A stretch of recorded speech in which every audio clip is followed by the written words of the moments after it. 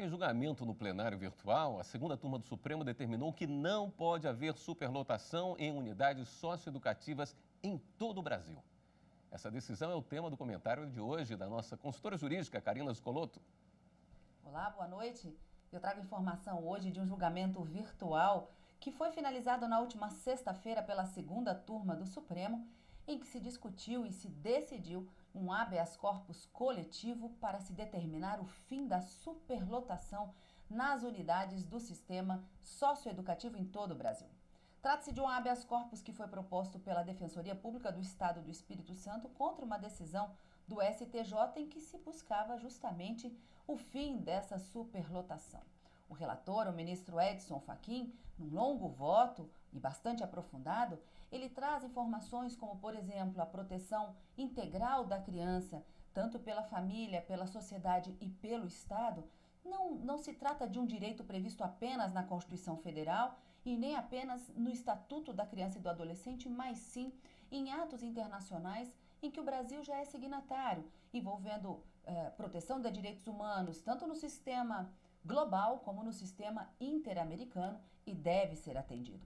O ministro disse que as políticas públicas adotadas pelo Estado devem contemplar também os adolescentes e os internados a todos aqueles direitos fundamentais previstos na Constituição. O direito à vida, ao respeito, à saúde, educação, alimentação, profissionalização, proteção ao trabalho, dignidade, não podem ser esquecidos.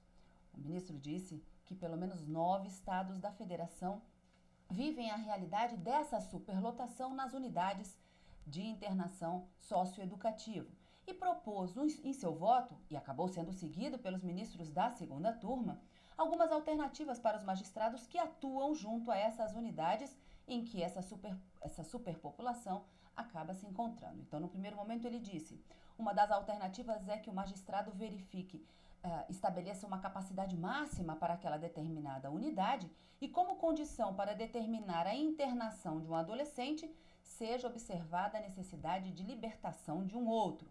No outro momento, uma outra alternativa é que se verifique se as condições em que aquele adolescente internado está naquela unidade.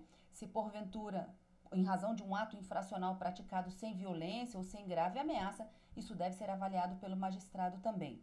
E cogitar-se ainda da possibilidade de transferência desse adolescente internado para uma outra unidade que não esteja com essa capacidade máxima ou situação de superpopulação, mas estabeleceu uma condição: desde que essa outra unidade para o qual o internado vai ser transferido seja próxima à família desse adolescente. Caso o magistrado, disse o ministro Edson Fachin, relator desse habeas corpus, não vislumbre quaisquer uma dessas alternativas, que ele aplique outras medidas, como a advertência, a adoção do regime de semi-liberdade ou domiciliar, ou até mesmo a prestação de serviços comunitários.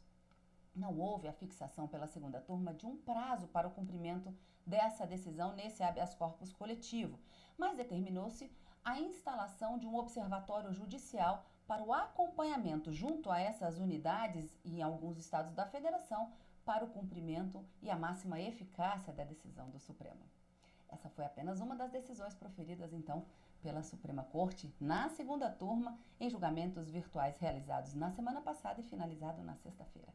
Mais informações sobre as decisões do Supremo você acompanha tudinho aqui na TV Justiça.